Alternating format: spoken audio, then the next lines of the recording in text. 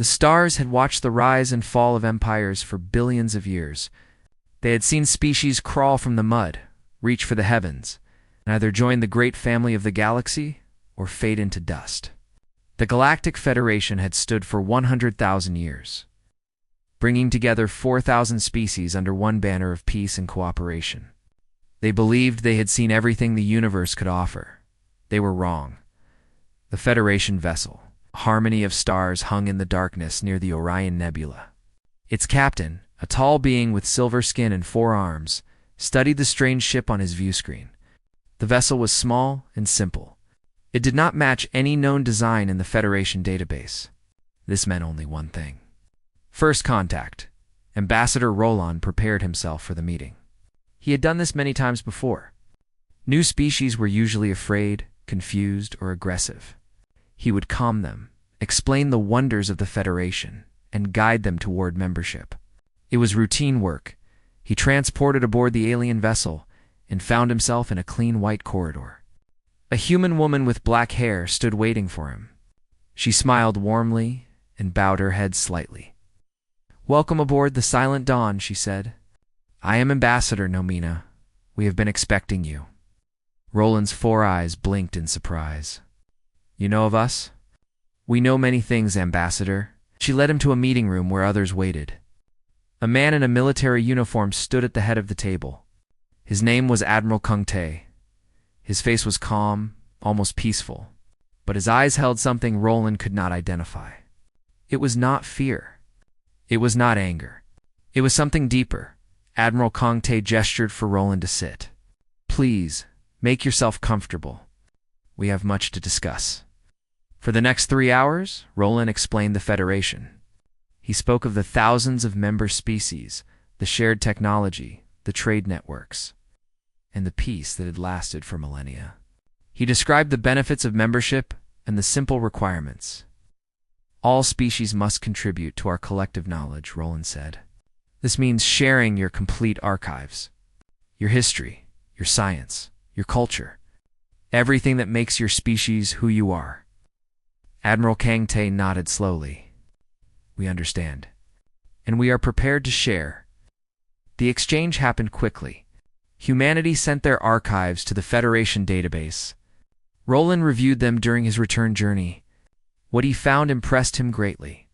The humans had remarkable medical technology. Their treatments for diseases were elegant and effective. Their agricultural science could feed billions with minimal resources. Their art was beautiful and strange. Their music stirred emotions Roland did not know he could feel. Their philosophy asked questions that made him think for hours.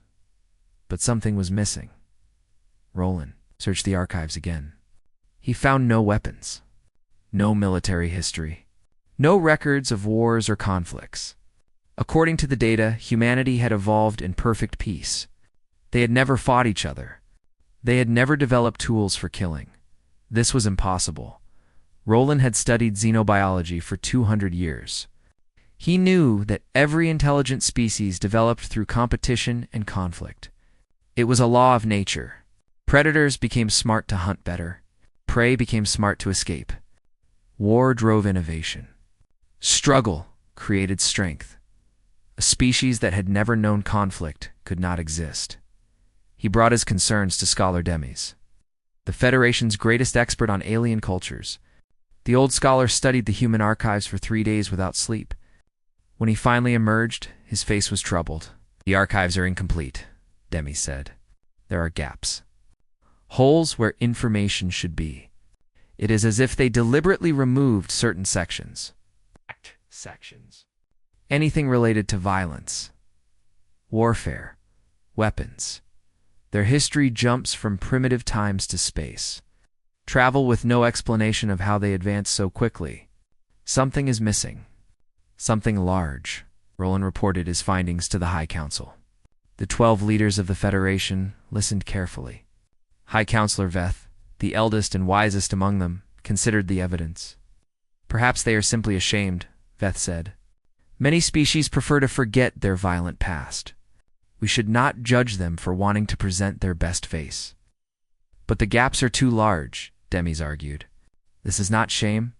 This is deliberate concealment. What would they be hiding? No one had an answer. The council debated for hours. Some wanted to demand full disclosure.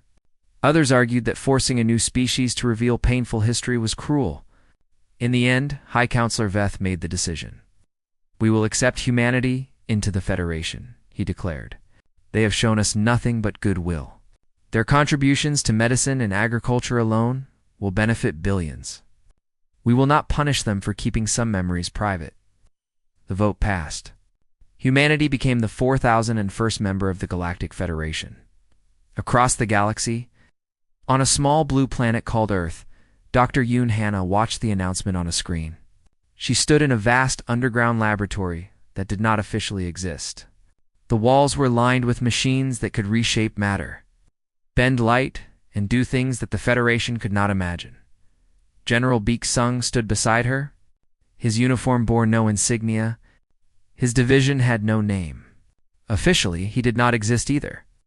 "They accepted us," Yoon Hannah said quietly. "They accepted what we showed them. Do you think they suspect?" General Beek Sung watched the celebration on the screen. Aliens of countless shapes and colors cheered for their new human friends. They had no idea what they had welcomed into their home. "They will suspect eventually," he said. "But by then it will not matter." Dr. Yoon Hannah turned back to her work. Behind her, rows of weapons stretched into the darkness. Weapons that could crack planets. Weapons that could tear holes in space itself. Weapons born from 10,000 years of human warfare. Refined by desperation and perfected by genius. The Federation thought they had welcomed a peaceful species. They had invited a sleeping dragon into their house, and the dragon had decided, for now, to keep its fire hidden.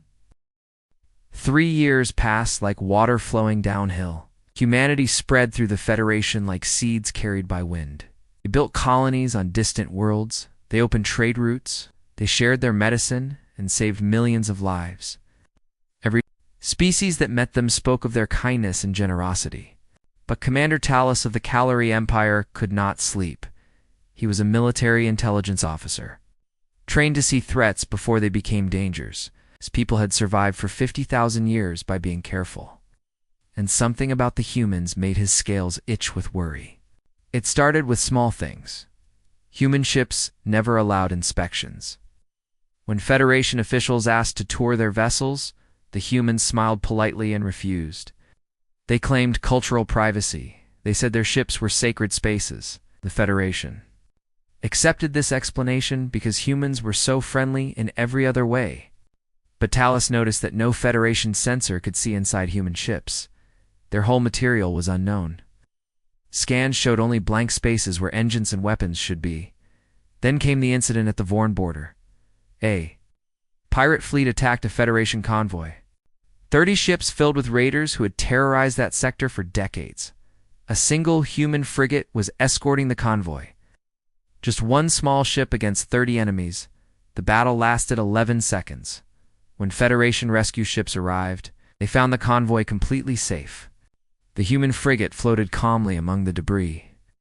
30 pirate vessels had been reduced to atoms, not damaged, not disabled.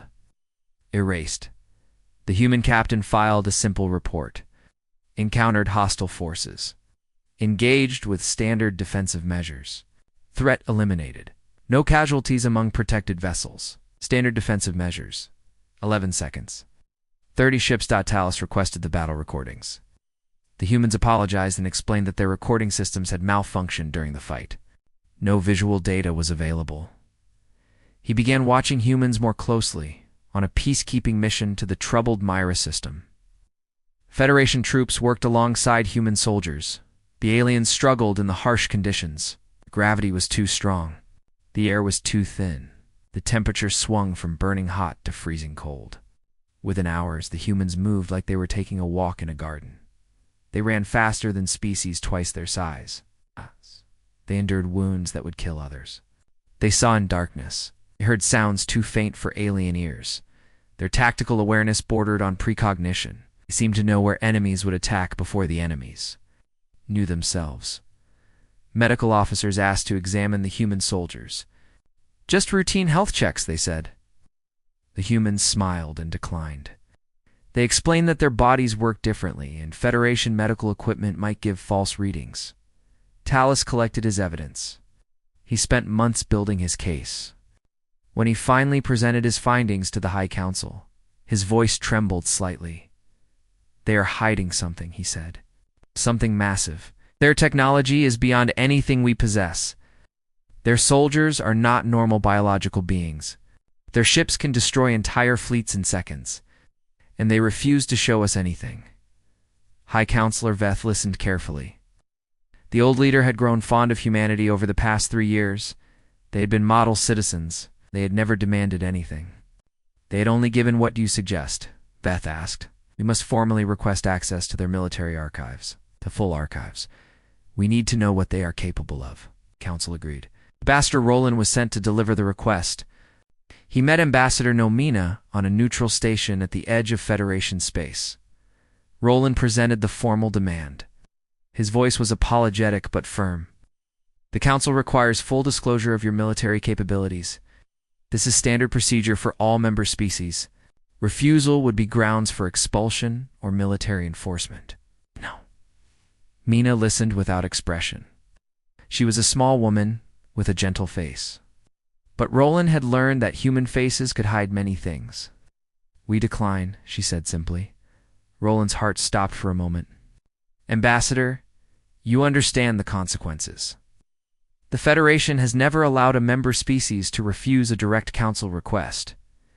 We understand, then why refuse?" Oh. No, Mina looked at him with something like sadness.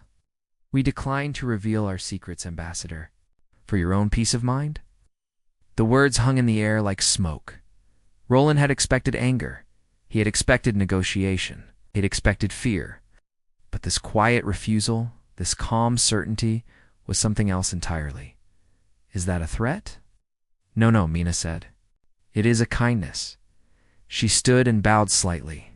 "Please tell the Council that humanity values our friendship with the Federation above all else. We wish only peace. But some doors should remain closed. Some questions should remain unasked. Trust us in this." Roland returned to the Council with her response. The 12 leaders sat in stunned silence. No species had ever simply refused. The Federation had armies. The Federation had weapons. The Federation had enforced compliance many times before, but something stopped them. Perhaps it was the way humans smiled when they talked about peace. Perhaps it was the memory of 30 pirate ships vanishing in 11 seconds. Perhaps it was the quiet confidence in Nomina's eyes, as if she knew something they did not.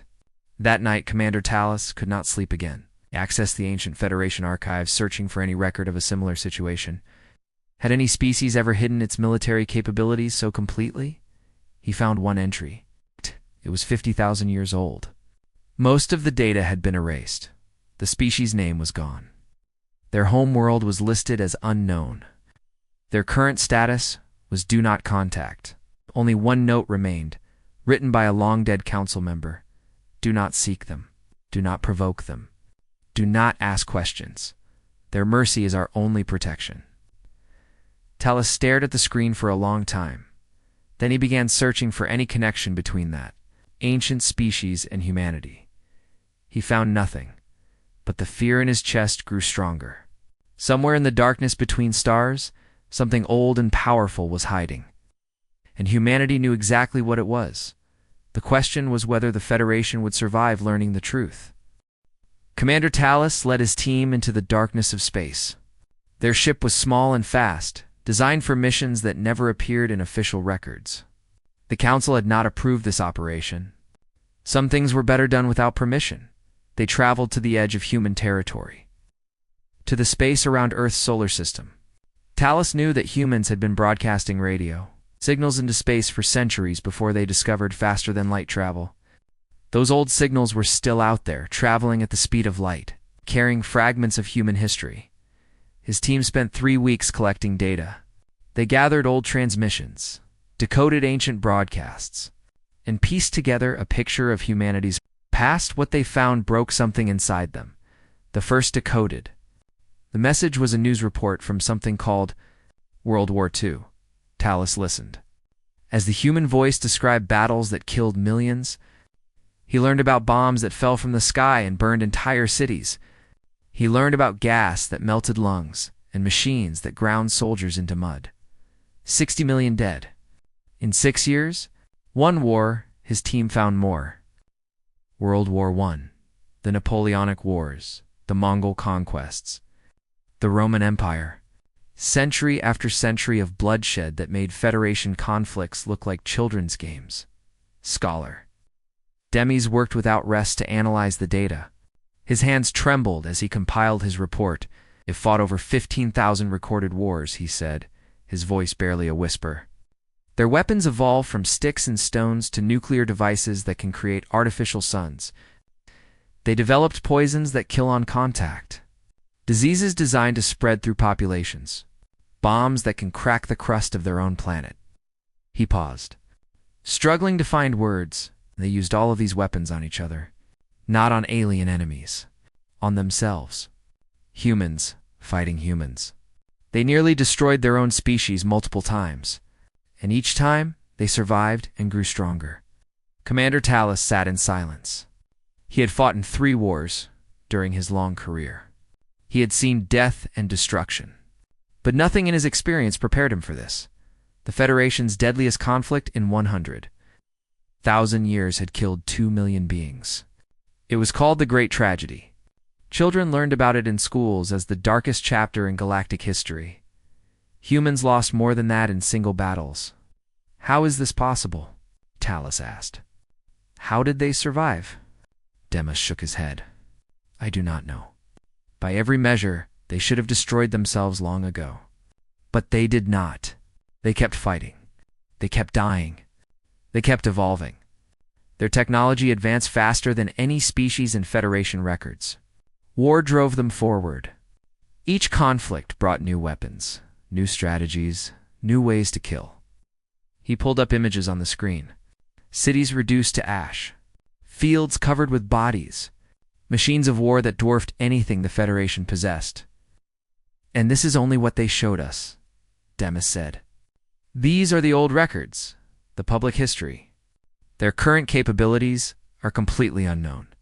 If they advanced this quickly in the past, imagine what they have developed since."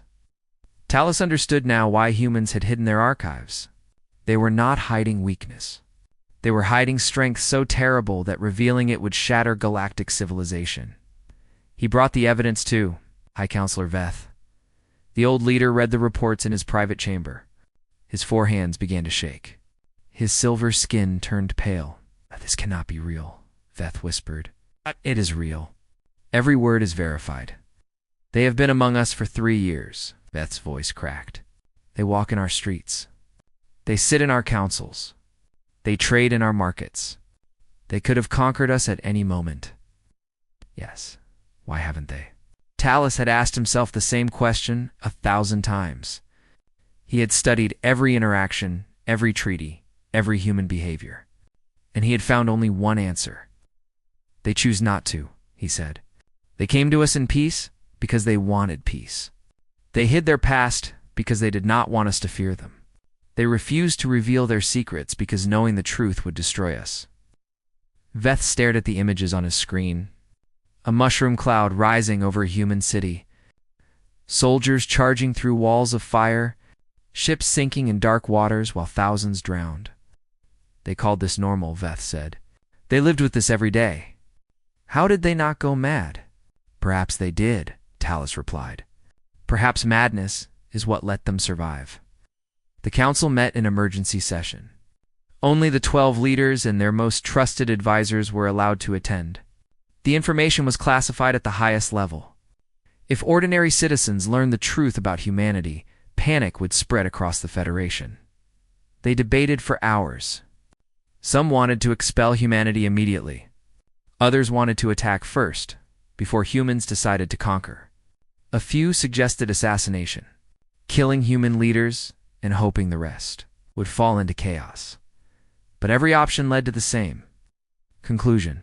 If humans could destroy 30 ships in 11 seconds with a single frigate, what could their full fleet do? If their soldiers could outperform every species in the Federation, what would happen in a real war? If they had weapons that created artificial suns centuries ago, what did they have now? There was no winning a war against humanity. There was only hoping they never decided to start one. High Counselor Veth made the final decision. We will do nothing. We will not confront them. We will not threaten them. We will continue as if nothing has changed, and we will pray to every god in the galaxy that they truly want peace. The meeting ended in silence. On Earth, Admiral Kang Tae received a report from his intelligence division. The Federation had accessed their old radio transmissions. They had decoded the historical broadcasts. They knew Captain Park Jin stood beside him, waiting for orders. Should we be concerned, Admiral? Kang Tae looked out the window at the stars. Somewhere out there, alien leaders were learning what humanity truly was. They were discovering that the friendly neighbors who brought medicine and art were also the children of endless war. No, he said quietly. Let them learn. Fear is the first step toward respect, and respect is the first step toward real peace. He turned away from the window. We did not hide our past because we were ashamed. We hid it because we want a different future. For ourselves, for them, for everyone. Stars continued their eternal dance. Uncaring and cold, but on 1,000 worlds. Beings who had never known true fear were learning what it meant to sleep with one eye open. Humanity had arrived, and the galaxy would never be the same. The Varoth came from the darkness beyond the galactic rim. They had been expelled from the Federation 600 years ago for crimes too terrible to name.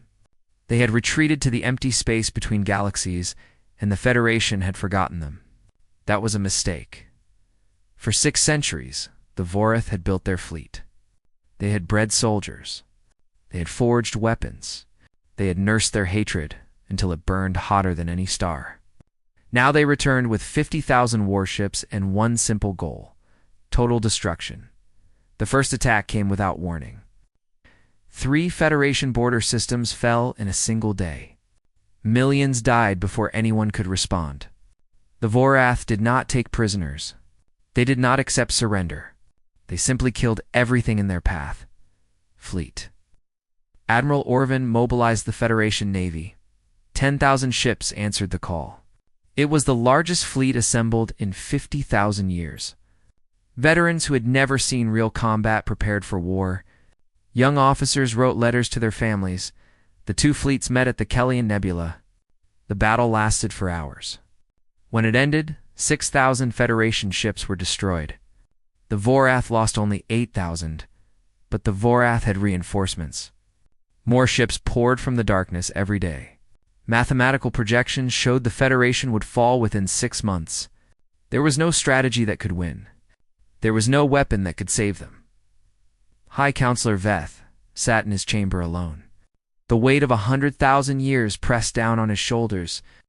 He was about to witness the end of everything his ancestors had built. His advisor entered with a single piece of paper. There is one option we have not tried. Veth looked at the paper.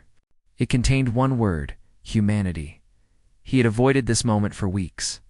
After learning what humans truly were, he had hoped to never need their help. Asking them to fight meant admitting that the Federation could not protect itself. It meant placing the fate of 4,000 species in the hands of beings who had nearly destroyed themselves countless times. But what choice did he have? Ambassador Roland carried the message to Earth. He found Ambassador Nomina waiting for him at the docking bay. Her face was calm, as always. "We know why you are here," she said before he could speak. "Then you know we are desperate." "Yes." Roland fell to his knees. The gesture surprised him. He had not planned it. But faced with extinction, pride meant nothing. "Please," he said. "Whatever you have, whatever weapons you hide, whatever power you possess, we need it. The Vorath will kill everyone. Every species, every world, everything." Now, Mina looked at him with something like compassion. "Stand up, Ambassador. You do not need to beg."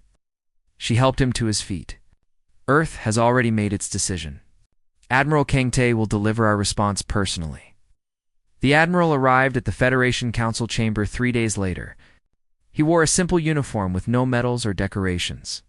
His face was neither proud nor humble. He simply looked like a man who had made peace with what he was about to do. "We will handle this," he said. "The Vorath are our responsibility now." Counselor Veth leaned forward. "What do you need?" "Ships, soldiers, resources. We need you to stay away." Silence fell over the chamber. "The battle will happen beyond Federation sensor range. You will not observe. You will not interfere. When it is over, you will not ask questions." Kong Tae's voice was soft but final. "Do you understand?" "We understand." Humanity deployed 12 ships. Just 12. The flagship Silent Dawn led a battle group of vessels that looked no different from ordinary human cruisers. They jumped into hyperspace and vanished from all tracking systems. The Vorath fleet was massing near the Thresh system, preparing for their final push. 50,000 ships filled the void like a swarm of metal insects. Their commanders laughed when they detected the human approach. 12 ships against 50,000. It was suicide. The battle began at midnight, standard galactic time. It ended 4 hours later. Federation scouts jumped to the coordinates 18 hours after all contact was lost. They expected to find debris, wreckage, and human corpses floating in the void. They found nothing. Nothing except the 12 human ships, floating calmly in empty space. Not a scratch on their hulls. Not a single casualty reported of the Vorath fleet. Nothing remained. Not debris. Not escape pods. Not even dust. 50,000 ships had been erased from existence as if they had never been Captain Park. Jin reviewed the battle data with Dr. Yoon Hanna aboard the Silent Dawn. The doctor studied the readings with professional interest. "Did you use the primary systems?" she asked. "No. Secondary measures only." Park Jin's voice was flat. "They were not worth activating the main arsenal." "What did you use?" "Targeted gravity manipulation. Localized time disruption on a few of the larger vessels. Standard kinetic accelerators for the rest." He paused. "It was almost boring." Yoon Hanna nodded. "The Council will ask questions. The Admiral will handle the Council." Admiral Kong Tae met with High Counselor Veth 1 week later. The old alien leader had aged visibly. His hands still trembled. His eyes held a haunted look that would never fully fade. Veth asked. It was the only question that mattered. Kong Tae considered his answer carefully. "We are humanity. We were forged in suffering that would break any other species. We were tempered by extinction events that we caused ourselves. We were hardened by 10,000 years of war against our own brothers and sisters." He stepped closer to the counselor. "You looked at our history and saw monsters. That is understandable. We were monsters. Perhaps we still are. Then why do you not conquer us?" Kong Tae smiled gently. It was the smile of someone who had seen too much death to take pleasure in causing more. Because we learned something that no other species in this galaxy has learned. We learned that true strength is not measured by how much you can destroy. It is measured by how much you choose not to destroy. He turned toward the window, looking out at the stars. We survived our own evil. We crawled out of the graves we dug for ourselves. And somewhere along the way, we decided that we never wanted to be monsters again. Not to ourselves. Not to anyone. Veth was silent for a long moment. "And the weapons you used against the Vorath? You asked us not to answer questions. I am asking now." Kong Tae turned back. His eyes held depths that Veth could not fathom. "What we used against the Vorath was nothing. A fraction of what we possess. We showed you mercy by using so little." He paused. "The galaxy is not ready to know what humanity can truly do. Perhaps it never will be." He bowed slightly and walked toward the door.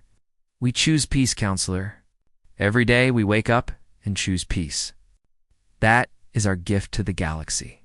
Pray that we never have reason to choose differently." The door closed behind him. High Counselor Veth sat alone in the darkness for a very long time. The galaxy changed after the Vorath War. It changed slowly, like a river shifting its course over centuries. But it changed completely. The Federation Council passed a new law within a month of the battle. The vote was unanimous. No debate, no opposition. The law stated three simple things. First, humanity's archives would remain permanently sealed. No investigation would ever be conducted. Second, human military capabilities would never be questioned or examined. Third, these rules would stand for as long as the Federation existed, Commander. Alice. Retired from military intelligence the day after the law passed. His final report contained a single recommendation that became required, reading for every Federation officer, maintain friendship with humanity at all costs. There is no alternative. Scholar Demis wrote a paper for the Council's eyes only. He spent 3 months researching human psychology, human history, and human evolution. His conclusion shook the 12 leaders to their core. Humanity is not simply another species, he wrote. They are the product of a world so hostile that it bred survivors capable of challenging gods.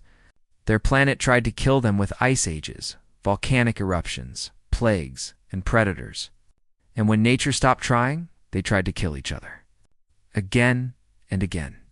For 10,000 years, he continued with words that would be quoted for millennia to come. They should have died. Any other species would have died. But they did not. They adapted. They evolved. They became something that the galaxy has never seen before. Beings who have stared into the abyss of total annihilation and walked away stronger. His final paragraph was the most important. Their restraint is not weakness. It is mercy. Every day that they choose peace, they give us a gift more precious than any treasure. We must never forget this. We must never take it for granted. And we must never, under any circumstances, give them a reason to make a different choice. The paper was classified at the highest level, but its message spread through whispers and rumors till every leader in the Federation understood the truth. High Counselor Beth invited Ambassador Nomina to a private dinner 6 months after the war. They sat in his garden beneath the light of 3 moons. The flowers around them glowed with soft bioluminescence. I have a proposal, Veth said. For humanity and the Federation. Nomina sipped her tea and waited. We want humanity to become our guardians. Not our rulers. Not our masters. Our protectors? Veth's voice was careful.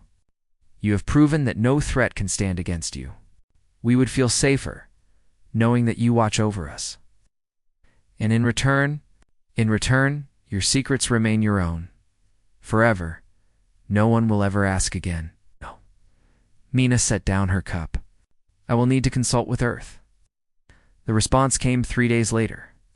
Humanity agreed. Ambassador Nomina addressed the full council in the Great Chamber. 4,000 species watched through holographic broadcasts. Billions of beings across the galaxy listened to her words. We came to you with empty archives and quiet smiles, she said. We hid our past because it is terrible. We hid our weapons because they are terrible. We hid ourselves because we know what we are capable of, and it frightens even us. She paused, letting the words settle. But we did not hide because we wanted to deceive you.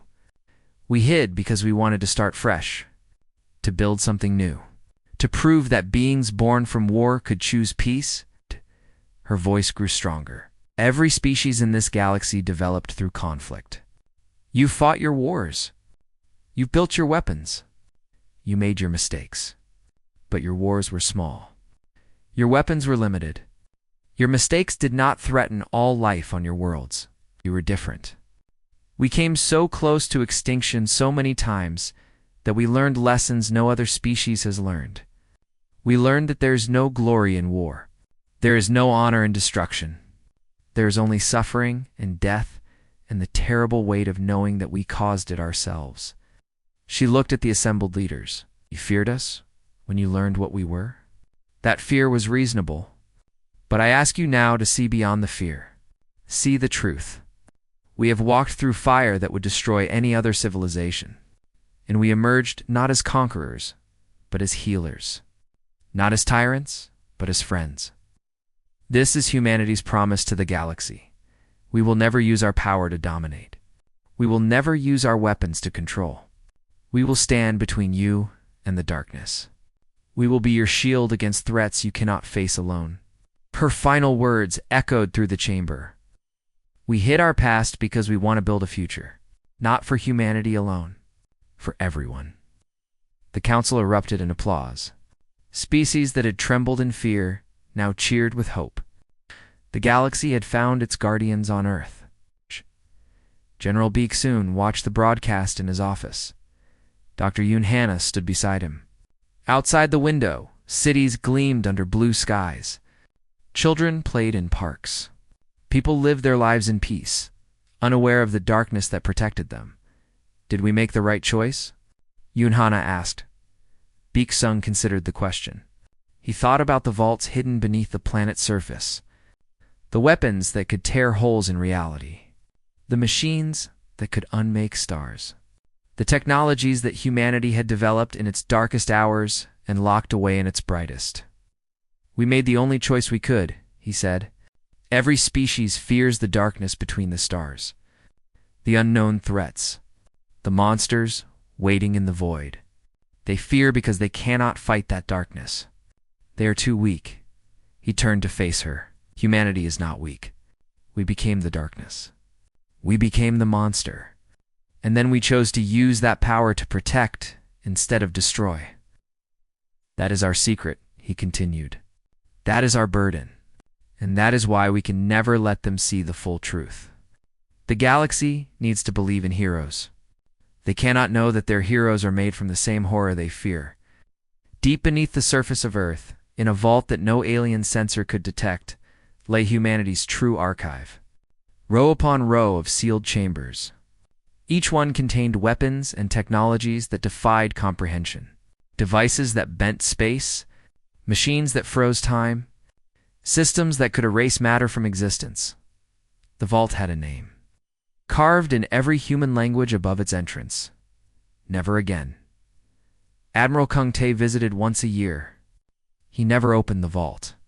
He never activated any systems. He simply stood before the great door and remembered. He remembered the wars, the billions dead, the cities burned, the oceans poisoned, the sky filled with ash. He remembered the moment when humanity finally looked at what it had done and screamed in horror. He remembered the choice they made. No more. Never again. Whatever power they developed would be locked away. Whatever weapons they created would sleep forever. They would become protectors instead of destroyers. They would use their terrible strength to build peace. It was the hardest choice any species had ever made, and they made it every single day. Kung Tae placed his hand on the vault door. The metal was cold against his palm. We could rule the galaxy, he whispered. We could crush every species beneath our heel. We could become gods.